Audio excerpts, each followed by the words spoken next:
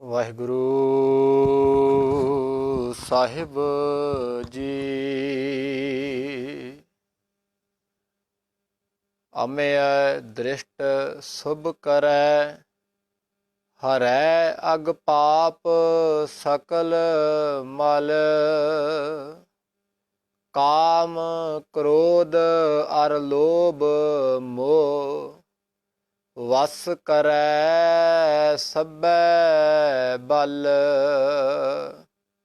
ਸਦਾ ਸੁਖ ਮਨ ਵਸੈ, ਦੁਖ ਸੰਸਾਰ ਹੈ ਖੋਵੈ।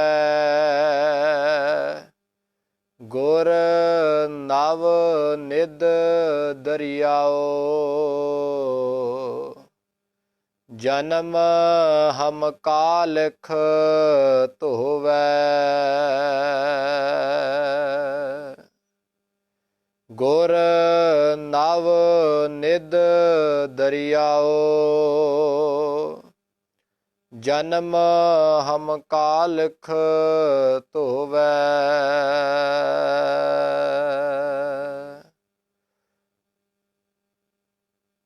ਪਰਮ ਸਨਮਾਨਯੋਗ ਚਵਰ ਛਤਰ ਤਖਤ ਦੇ ਮਾਲਿਕ, ਗੁਰਤਾ ਗੱਦੀ ਉੱਪਰ ਸੁਭਾਇਮਾਨ, ਵਾਲੀਏ ਕੁਲ ਆਲਮ, ਸ਼ਾਹੇ ਸ਼ਹਿਨਸ਼ਾਹ, ਬਾਦਸ਼ਾਹਾਂ ਦੇ ਬਾਦਸ਼ਾਹ, ਹਾਜ਼ਰ ਨਾਜ਼ਰ ਸ਼ਬਦ ਗੁਰੂ ਸਾਹਿਬ ਸ੍ਰੀ ਗੁਰੂ ਗ੍ਰੰਥ ਸਾਹਿਬ ਮਹਾਰਾਜ ਜੀ ਦੀ ਪਾਵਨ ਪਵਿੱਤਰ ਹਜ਼ੂਰੀ, ਘਰਾਂ ਵਿੱਚ ਸੋਸ਼ਲ ਮੀਡੀਆ ਦੇ ਜ਼ਰੀਏ ਜੁੜ ਬੈਠੀ ਗੁਰੂ ਰੂਪ, ਗੁਰੂ ਸਵਾਰੀ ਖਾਲਸਾ ਰੂਪ ਸਤਸੰਗਤ ਜੀਓ। ਆਓ ਸਭ ਤੋਂ ਪਹਿਲਾਂ ਗੁਰੂ ਗੋਬਿੰਦ ਸਿੰਘ ਜੀ ਦੀ ਬਖਸ਼ੀ ਹੋਈ ਫਤਿਹ ਦੀ ਸਾਂਝ ਪਿਆਓ। ਪਿਆਰ ਸਹਿਤ ਬੁਲਾਓ ਫਤਿਹ, ਆਖੋ ਜੀ ਵਾਹਿਗੁਰੂ ਜੀ ਕਾ ਖਾਲਸਾ, ਵਾਹਿਗੁਰੂ ਜੀ ਕੀ ਫਤਿਹ। ਅੱਜ ਸਿੱਖ ਕੌਮ ਲਈ ਇੱਕ ਬੜਾ ਪਵਿੱਤਰ ਔਰ ਮਹਾਨ ਦਿਹਾੜਾ ਹੈ। ਵੈਸੇ ਤੇ ਦਾਸ ਇਸ ਸਮੇਂ ਦੇ ਵਿੱਚ ਜੋ ਲੜੀਵਾਰ ਸ਼ੇਖ ਭਗਤ ਫਰੀਦ ਜੀ ਦੇ ਸਲੋਕਾਂ ਦੀ ਕਥਾ ਚੱਲ ਰਹੀ ਹੈ, ਪਰ ਅੱਜ ਸਾਹਿਬ ਸ੍ਰੀ ਗੁਰੂ ਨਾਨਕ ਦੇਵ ਮਹਾਰਾਜ ਜੀ ਦੀ ਦੂਜੀ ਜੋਤ, ਧੰਨ ਸਾਹਿਬ ਸ੍ਰੀ ਗੁਰੂ ਅੰਗਦ ਦੇਵ ਮਹਾਰਾਜ ਜੀ ਦਾ ਪ੍ਰਕਾਸ਼ ਦਿਹਾੜਾ ਹੈ। ਸਾਹਿਬ ਸ੍ਰੀ ਗੁਰੂ ਅੰਗਦ ਦੇਵ ਮਹਾਰਾਜ ਜੀ ਦੇ ਪ੍ਰਕਾਸ਼ ਦਿਹਾੜੇ ਦੀ ਸਭ ਤੋਂ ਪਹਿਲਾਂ ਆਪ ਸਮੂਹ ਸੰਗਤ ਨੂੰ ਬਹੁਤ ਬਹੁਤ ਵਧਾਈ ਹੋਵੇ ਜੀ। ਔਰ ਅੱਜ ਸਾਹਿਬ ਸ੍ਰੀ ਗੁਰੂ ਅੰਗਦ ਦੇਵ ਜੀ ਦੇ ਪ੍ਰਕਾਸ਼ ਦਿਹਾੜੇ ਨੂੰ ਅਵਤਾਰ ਪੁਰਬ ਨੂੰ ਮੁੱਖ ਰੱਖਦੇ ਹੋਏ ਪੰਛੀ ਝਾਤ ਕੇਵਲ ਸਾਹਿਬ ਸ੍ਰੀ ਗੁਰੂ ਅੰਗਦ ਦੇਵ ਮਹਾਰਾਜ ਜੀ ਦੇ ਜੀਵਨ ਉੱਪਰ ਦਾਸ ਨੇ ਪਾਉਣੀ ਹੈ। ਆਪ ਅਸੀਸ ਬਖਸ਼ਿਓ, ਮੇਰਾ ਗੁਰੂ ਕਿਰਪਾ ਕਰੇ, ਮਿਹਰ ਭਰਿਆ ਹੱਥ ਰੱਖ ਕੇ ਆਪਣੀ ਵਿਚਾਰ ਆਪ ਕਰਵਾ ਲਵੇ। ਆਪ ਸੰਗਤ ਵੱਧ ਤੋਂ ਵੱਧ ਜੁੜਨ ਦਾ ਯਤਨ ਕਰੋ, ਹੋਰਨਾਂ ਨੂੰ ਵੀ ਜੋੜਨ ਦਾ ਯਤਨ ਕਰੋ। ਘਰਾਂ ਦੇ ਵਿੱਚ ਅਸੀਂ ਬੈਠੇ ਹਾਂ, ਸਾਹਿਬ ਸ੍ਰੀ ਗੁਰੂ ਅੰਗਦ ਦੇਵ ਪਾਤਸ਼ਾਹ ਜੀ ਦੇ ਜੀਵਨ ਨੂੰ ਤੱਕਣਾ ਹੈ ਨਾ, ਤੇ ਸੱਚ ਕਰਕੇ ਜਾਣਿਓ ਇਹ ਸਿੱਖੀ ਕਮਾਈ ਕਿਵੇਂ ਜਾਂਦੀ ਹੈ, ਸਿੱਖੀ ਦੀ ਦਾਤ ਝੋਲੀ ਦੇ ਵਿੱਚ ਕਿਵੇਂ ਪੈਂਦੀ ਹੈ। ਜੇ ਇਹ ਕਿਸੇ ਨੇ ਤੱਕਣਾ ਹੈ, ਜੇ ਇਹ ਕਿਸੇ ਨੇ ਜਾਂਚ ਸਿੱਖਣੀ ਹੈ, ਤੇ ਗੁਰੂ ਪਿਆਰ ਵਾਲਿਓ ਸੱਚ ਕਰਕੇ ਜਾਣੋ, ਸਾਹਿਬ ਸ੍ਰੀ ਗੁਰੂ ਅੰਗਦ ਦੇਵ ਪਾਤਸ਼ਾਹ ਜੀ ਦੇ ਮੁੱਢਲੇ ਜੀਵਨ ਤੋਂ ਲੈ ਕੇ ਅਖੀਰ ਸਮੇਂ ਤੱਕ ਤੁਸੀਂ ਤੱਕ ਕੇ ਦੇਖ ਲਓ, ਪੜ੍ਹ ਕੇ ਦੇਖ ਲਓ, ਸੋਝੀ ਹੋ ਜਾਵੇਗੀ ਕਿ ਸਿੱਖੀ ਦੀ ਦਾਤ ਅਸਲ ਦੇ ਵਿੱਚ ਝੋਲੀ ਦੇ ਵਿੱਚ ਪੈਂਦੀ ਕਿਵੇਂ। ਇਹ ਹੁਕਮ ਮੰਨਣ ਦੀ ਜਿਹੜੀ ਗੱਲ ਹੈ, ਉਹ ਧੰਨ ਗੁਰੂ ਅੰਗਦ ਦੇਵ ਪਾਤਸ਼ਾਹ ਜੀ ਨੇ ਦੱਸੀ ਹੈ ਕਿ ਹੁਕਮ ਮੰਨਣਾ ਕਿਵੇਂ ਹੈ। ਔਰ ਹੁਕਮ ਕੋਈ ਤਾਂ ਮੰਨ ਸਕਦਾ ਹੈ ਜਿਹਨੇ ਆਪਣਾ ਆਪ ਗਵਾ ਦਿੱਤਾ ਹੋਵੇ। ਆਪਣਾ ਆਪ ਗਵਾਉਣ ਤੋਂ ਪਹਿਲਾਂ ਹੁਕਮ ਨਹੀਂ ਮੰਨਿਆ ਜਾਂਦਾ। ਸੋ ਧੰਨ ਸਾਹਿਬ ਸ੍ਰੀ ਗੁਰੂ ਅੰਗਦ ਦੇਵ ਪਾਤਸ਼ਾਹ ਜੀ ਦਾ ਜੀਵਨ, ਧੰਨ ਗੁਰੂ ਅੰਗਦ ਦੇਵ ਪਾਤਸ਼ਾਹ ਜੀ ਦਾ ਪ੍ਰਕਾਸ਼ 31 ਮਾਰਚ 1504 ਈਸਵੀ ਦੇ ਵਿੱਚ ਨਾਗੇ ਦੀ ਸਰਾਂ, ਜਿਹਨੂੰ ਪਹਿਲਾਂ ਮੱਤੇ ਦੀ ਸਰਾਂ ਸੀ ਔਰ ਬਾਅਦ ਦੇ ਵਿੱਚ ਮੁਕਤਸਰ ਜ਼ਿਲ੍ਹੇ ਦੇ ਵਿੱਚ ਆਉਣ ਕਰਕੇ ਅੱਜ ਕੱਲ੍ਹ ਉਸ ਪਿੰਡ ਦਾ ਨਾਂ ਨਾਗੇ ਦੀ ਸਰਾਂ ਵੀ ਉਹਨਾਂ ਨੂੰ ਕਿਹਾ ਜਾਂਦਾ ਹੈ। ਪਿਤਾ ਬਾਬਾ ਫੇਰੂ ਮੱਲ ਜੀ, ਬਾਣੀ ਦੇ ਵਿੱਚ ਵੀ ਹਵਾਲਾ ਆਉਂਦਾ ਹੈ, ਫੇਰ ਵਸਾਇਆ ਫੇਰ ਆਣ ਸਤਿਗੁਰ ਖਡੂਰ। ਬਾਬਾ ਫੇਰੂ ਮੱਲ ਜੀ ਪਿਤਾ ਸਨ, ਮਾਤਾ ਦਇਆ ਕੌਰ ਜੀ ਮਾਤਾ ਜੀ।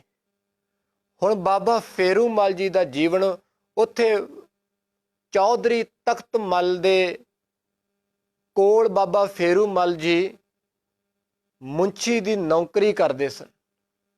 ਬਹੁਤ ਸਮਾਂ ਉੱਥੇ ਨੌਕਰੀ ਕਰਦੇ ਰਹੇ। ਬਾਅਦ ਦੇ ਵਿੱਚ ਪਿੰਡ ਦੇ ਵਿੱਚ ਇੱਥੇ ਬਾਬਾ ਗੁਰੂ, ਮੈਂ ਪੰਛੀ ਝਾਤ ਕੇਵਲ ਪਾ ਰਿਹਾ ਹੈ, ਗੁਰੂ ਅੰਗਦ ਦੇਵ ਪਾਤਸ਼ਾਹ ਜੀ ਦਾ ਵਿਆਹ ਮਾਤਾ ਖੀਵੀ ਜੀ ਦੇ ਨਾਲ, ਇਹ ਸੰਗਰ ਨੇੜੇ ਹੀ ਮੇਰੇ ਨਗਰ ਦੇ ਨੇੜੇ ਪਿੰਡ ਹੈ, ਖਡੂਰ ਸਾਹਿਬ ਦੇ ਨਜ਼ਦੀਕ, ਮੂਲ ਚੰਦ ਦੀ ਸਪੁੱਤਰੀ ਉਹਨਾਂ ਦੇ ਨਾਲ ਹੋਇਆ ਸੀ। ਇਹਨਾਂ ਕੋਲ ਵੀ ਆ ਕੇ ਧੰਨ ਗੁਰੂ ਅੰਗਦ ਦੇਵ ਪਾਤਸ਼ਾਹ ਰਹਿੰਦੇ ਰਹੇ ਨੇ ਆਪਣੇ ਸਹੁਰੇ ਪਿੰਡ ਦੇ ਵਿੱਚ। ਬਾਬਾ ਫੇਰੂ ਮੱਲ ਜੀ ਨੇ ਇੱਥੇ ਵੀ ਆ ਕੇ ਦੁਕਾਨ ਪਾਈ। ਬਾਅਦ ਦੇ ਵਿੱਚ ਹਰੀਕੇ ਪੱਤਨ ਪਹੁੰਚ ਗਏ, ਉੱਥੇ ਦੁਕਾਨ ਚਲਾਉਂਦੇ ਰਹੇ। ਛੋੜੀ ਜੀ ਕਿਤੇ ਵਿਹਾਰ ਦੇ ਵਿੱਚ ਅਣਬਣ ਹੋ ਗਈ ਚੌਧਰੀ ਤਖਤ ਮੱਲ ਦੇ ਨਾਲ ਬਾਬਾ ਫੇਰੂ ਮੱਲ ਜੀ ਦੀ। ਜੀਵਨ ਤੁਸੀਂ ਸਾਰੇ ਜਾਣਦੇ ਹੋ। ਮੈਂ ਕੇਵਲ ਕੁਝ ਨੁਕਤੇ ਧੰਨ ਗੁਰੂ ਅੰਗਦ ਦੇਵ ਪਾਤਸ਼ਾਹ ਜੀ ਦੇ ਸਾਂਝੇ ਕਰਾਂਗਾ। ਦੇਖੋ, ਇੱਕ ਤੇ ਮੈਨੂੰ ਸਭ ਤੋਂ ਪਹਿਲਾਂ ਜਿਹੜਾ ਭਾਈ ਸਾਹਿਬ ਭਾਈ ਗੁਰਦਾਸ ਜੀ ਦੀ ਇੱਕ ਵਾਰ ਵੀ ਮੇਰੇ ਸਾਹਮਣੇ ਆਉਂਦੀ ਹੈ ਕਿ ਉਹ ਕੇਵਲ ਪੂਰਨ ਤੌਰ ਤੇ ਧੰਨ ਗੁਰੂ ਅੰਗਦ ਦੇਵ ਪਾਤਸ਼ਾਹ ਜੀ ਦੀ ਕਮਾਈ ਦੇ ਉੱਪਰ ਟੁਕਦੀ ਹੈ।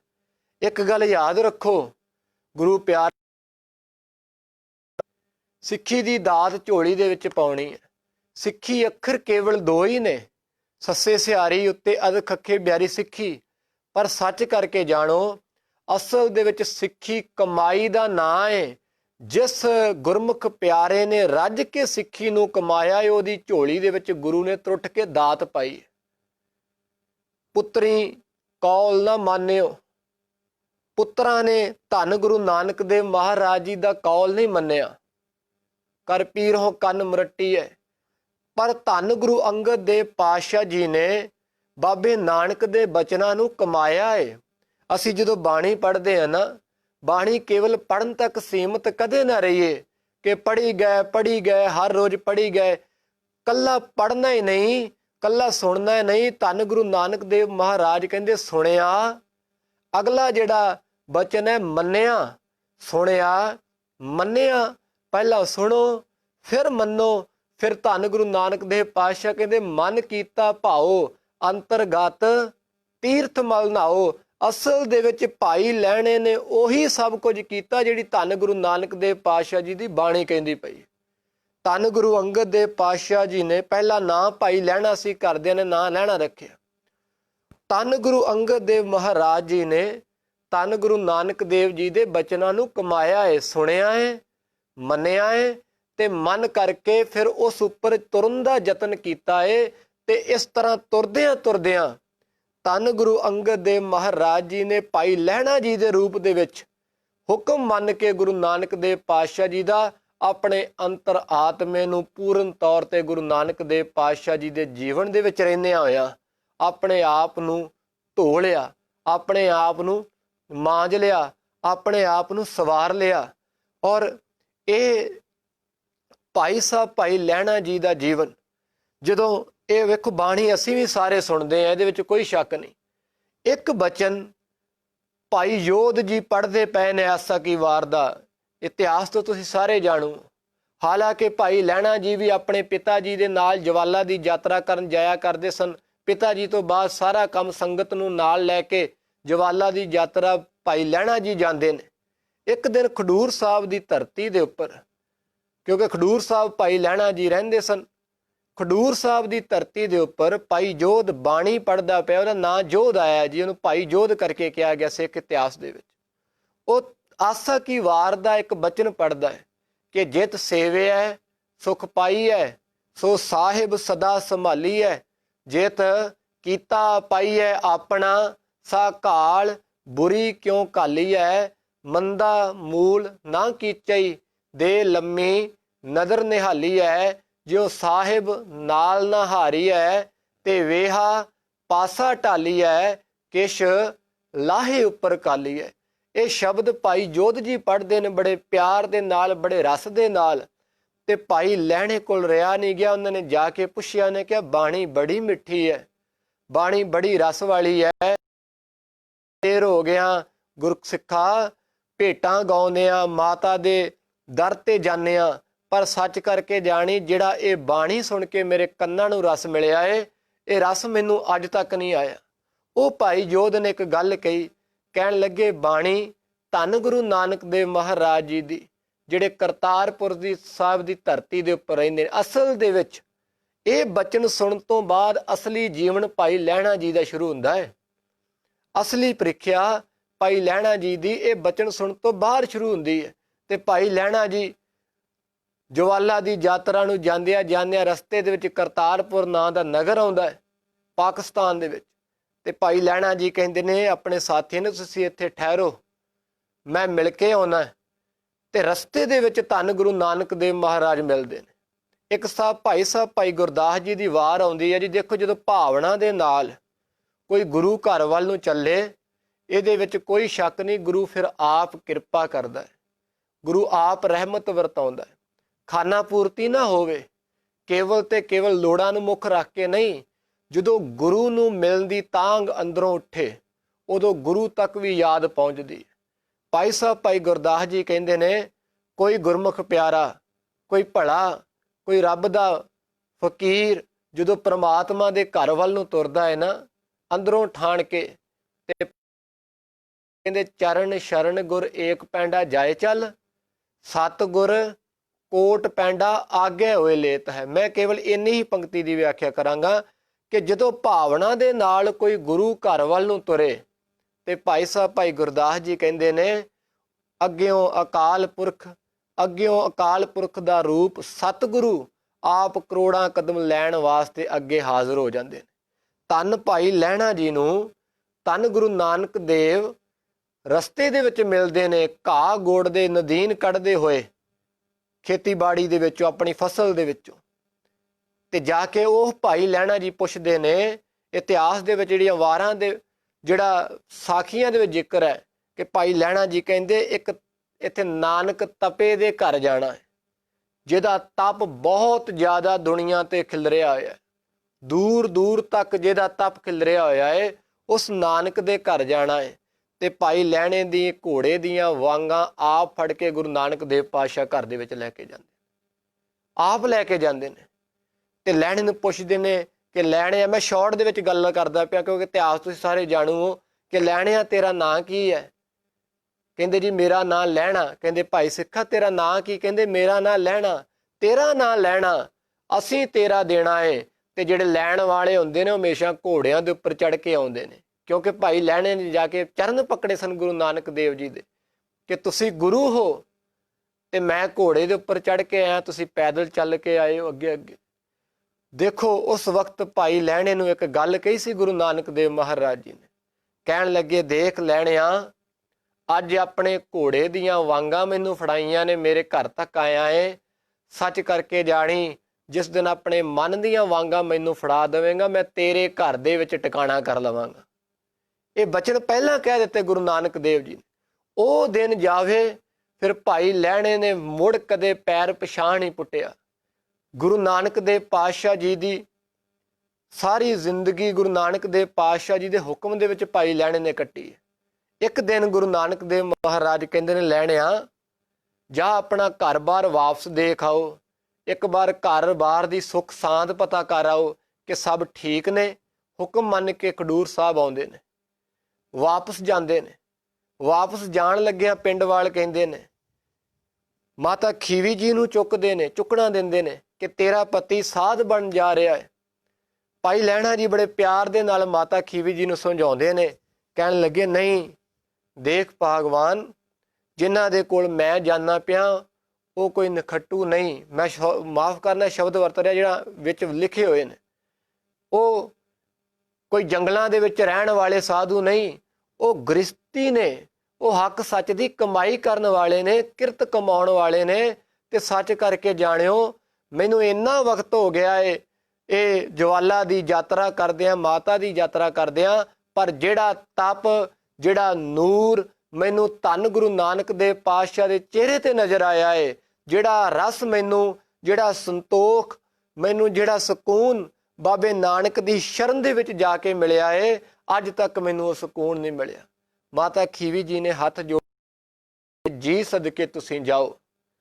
ਬਾਬਾ ਲਹਿਣਾ ਜੀ ਉੱਥੇ ਜਾਂਦੇ ਨੇ, ਪਹਿਲੇ ਦਿਨ ਪਹੁੰਚਦੇ ਆ, ਵਾਪਸ ਜਾਂਦੇ ਆ, ਜਦੋਂ ਘਰੋਂ ਮੁੜ ਕੇ ਜਾਂਦੇ ਨੇ ਬਾਬਾ ਲਹਿਣਾ ਜੀ ਖਡੂਰ ਸਾਹਿਬ ਤੋਂ ਵਾਪਸ, ਤੇ ਵਾਪਸ ਜਾਂਦੇ ਆ ਪਹਿਲੇ ਦਿਨ ਧੰਨ ਗੁਰੂ ਨਾਨਕ ਦੇਵ ਪਾਤਸ਼ਾਹ ਜੀ ਨੇ ਨਦੀਨ ਦੀ ਪੰਡ, ਚਿੱਕੜ ਦੇ ਨਾਲ ਨਦੀਨ ਦੀ ਲਿਬੜੀ ਹੋਈ ਪੰਡ ਜਿਹਦੇ ਵਿੱਚੋਂ ਚਿੱਕੜ ਚੁੰਦਾ ਪਿਆ ਏ, ਧੰਨ ਗੁਰੂ ਨਾਨਕ ਦੇਵ ਪਾਤਸ਼ਾਹ ਸਿਰ ਦੇ ਉੱਪਰ ਰੱਖਦੇ ਨੇ ਭਾਈ ਲਹਿਣੇ ਦੇ। ਤੇ ਲਹਿਣੇ ਨੇ ਆਪਣੇ ਵਸਤਰ ਨਹੀਂ ਵੇਖੇ। ਵੇਖੋ ਅਸੀਂ ਕਈ ਵਾਰ ਸੇਵਾ ਕਰਦੇ ਹਾਂ ਨਾ, ਆਪਣੇ ਵਸਤਰਾਂ ਵੱਲ ਵੇਖਣ ਲੱਗ ਪੈਂਦੇ ਆ ਕਿ ਮੇਰੇ ਵਸਤਰ ਬੜੇ ਮਹਿੰਗੇ, ਇਹ ਕਿਤੇ ਮਲੀਨ ਨਾ ਹੋ ਜਾਣ। ਜਿਹਨੇ ਗੁਰੂ ਦੀ ਖੁਸ਼ੀ ਪ੍ਰਾਪਤ ਕਰਨੀ ਹੈ ਪਿਆਰਿਓ, ਉਹ ਕਦੇ ਵੀ ਆਪਣਾ ਪਹਿਰਾਵਾ ਨਹੀਂ ਵੇਖੇਗਾ ਕਿ ਮੈਂ ਬੜੇ ਮਹਿੰਗੇ ਪਾਏ ਨੇ, ਮੈਂ ਹੁਣ ਸੇਵਾ ਕਰਾਂ ਕਿ ਨਾ ਕਰਾਂ। ਉਹ ਆਪਣਾ ਆਪ ਸਭ ਕੁਝ ਗਵਾ ਦਿੰਦਾ ਹੈ। ਇਹੀ ਭਾਈ ਲਹਿਣਾ ਜੀ ਨੇ ਕੀਤਾ ਕਿ ਤਨ ਮਨ ਧਨ ਸਭ ਸੌਂਪ ਗੁਰ ਕੋ। ਤਨ ਵੀ ਸੌਂਪ ਦਿੱਤਾ, ਮਨ ਵੀ ਸੌਂਪ ਦਿੱਤਾ। ਧਨ ਕਰਕੇ ਵੀ ਵੇਖੋ, ਅਸੀਂ ਧਨ ਕਰਕੇ ਦਾਨ ਬਹੁਤ ਦਿੰਦੇ ਹਾਂ, ਸਾਡਾ ਤਨ ਵੀ ਗੁਰੂ ਅੱਗੇ ਝੁਕਦਾ ਹੈ, ਪਰ ਮਾਫ ਕਰਿਓ ਸਾਡਾ ਮਨ ਨਹੀਂ ਝੁਕਦਾ। ਜਿਸ ਦਿਨ ਮਨ ਝੁਕ ਗਿਆ, ਉਸ ਦਿਨ ਅੰਦਰ ਸਿਦਕ ਵੀ ਆਵੇਗਾ, ਉਸ ਦਿਨ ਅੰਦਰ ਸਬਰ ਵੀ ਆਵੇਗਾ, ਸੰਤੋਖ ਵੀ ਆਵੇਗਾ, ਸਹਿਜ ਵੀ ਆਵੇਗਾ, ਜਿਹਨੂੰ ਗੁਰੂ ਨਾਨਕ ਦੇਵ ਪਾਤਸ਼ਾਹ ਨੇ ਕਿਹਾ ਅੰਤਰਗਤ ਤੀਰਥ ਮਲ ਨਾਓ, ਉਸ ਦਿਨ ਅੰਦਰ ਧੋਤਾ ਜਾਵੇਗਾ। ਇਹ ਇੱਕ ਕਾਰ ਬੜੀ ਔਖੀ ਸੀ ਜਿਹੜੀ ਭਾਈ ਲਹਿਣਾ ਜੀ ਨੇ ਕਮਾਈ। ਤੇ ਜਦੋਂ ਘਰ ਦੇ ਵਿੱਚ ਜਾਂਦੇ ਨੇ, ਉੱਥੇ ਮਾਤਾ ਜੀ ਕਹਿੰਦੇ ਨੇ ਕਿ ਤੁਸੀਂ ਇਹ ਪੰਡ ਚਿੱਕੜ ਦੀ ਭਰੀ ਬਾਬਾ ਲਹਿਣਾ ਜੀ ਦੇ ਸਿਰ ਤੇ ਟਿਕਾ ਦਿੱਤੀ ਹੈ। ਉਹਨਾਂ ਦੇ ਸਾਰੇ ਵਸਤਰ ਖਰਾਬ ਹੋ ਗਏ ਤੇ ਗੁਰੂ ਨਾਨਕ ਦੇਵ ਪਾਤਸ਼ਾਹ ਕਹਿੰਦੇ, ਭਾਗਵਾਨੇ ਤੈਨੂੰ ਇਹ ਪੰਡ ਨਜ਼ਰ ਆਉਂਦੀ ਪਈ ਹੈ ਚਿੱਕੜ ਦੀ, ਮੈਨੂੰ ਇਹ ਪੰਡ ਨਹੀਂ, ਮੈਨੂੰ ਇਹ ਛਤਰ ਨਜ਼ਰ ਆਉਂਦਾ ਪਿਆ। ਤੈਨੂੰ ਇਹ ਛਿੱਟੇ ਨਜ਼ਰ ਆਉਂਦੇ ਪਏ ਨੇ, ਤੁਹਾਨੂੰ ਛਿੱਟੇ ਨਜ਼ਰ ਆਉਂਦੇ ਪਏ ਨੇ ਚਿੱਕੜ ਦੇ, ਅਸਲ ਦੇ ਵਿੱਚ ਮੈਨੂੰ ਇਹ ਕੇਸਰ ਨਜ਼ਰ ਆਉਂਦਾ ਪਿਆ ਹੈ। ਇਹਦੇ ਵਿੱਚ ਕੋਈ ਸ਼ੱਕ ਨਹੀਂ ਕਿ ਉਹ ਬਚਨ ਭਾਈ ਲਹਿਣੇ ਜੀ ਦੇ, ਜਿਹੜੇ ਲਹਿਣੇ ਜੀ ਨੂੰ ਮੁਖਾਰਬਿੰਦ ਹੋ ਕੇ ਧੰਨ ਗੁਰੂ ਨਾਨਕ ਦੇਵ ਪਾਤਸ਼ਾਹ ਜੀ ਨੇ ਕਹੇ ਸੀ। ਉਹ